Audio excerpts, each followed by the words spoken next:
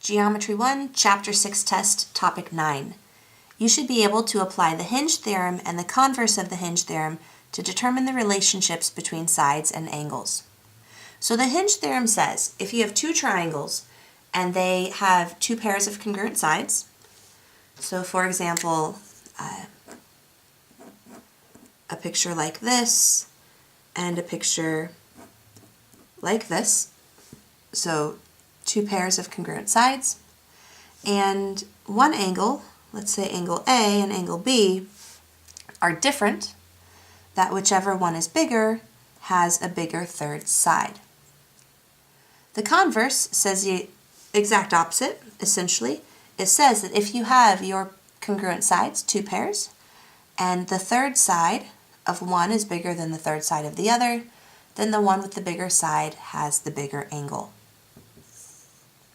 So again, essentially, bigger angles make bigger sides, and bigger sides create bigger angles.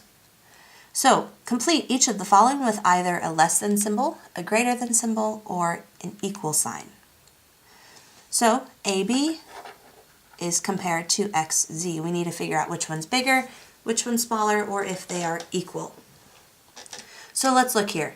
We have AC is congruent to YZ, and CB is congruent to XY.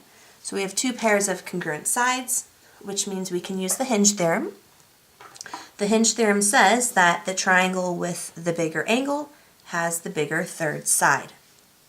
So let's see here. Triangle ABC has a 91, XYZ has an 83. 91's bigger than 83, which means the third side, AB, is going to be bigger than the third side here, XZ. So AB is going to be bigger than XZ because 91 is bigger than 83. Similarly, we have measure of angle 1 being compared to measure of angle 2. Now in this picture, it's a little tricky because we don't have the same image that we have up here, two pairs of congruent sides. In this picture, we have one pair of congruent sides. So how is this the hinge theorem? Well, look at this middle line. Both of these triangles share this middle line, which means by the reflexive property, it is congruent to itself. And now we have one tick mark and two tick marks for this triangle, and 1 and 2 for this one. So we look at the third side. This is the converse. We have a side length of 8 and we have a side length of 11. The 8 is across from angle 1. The 11 is across from angle 2.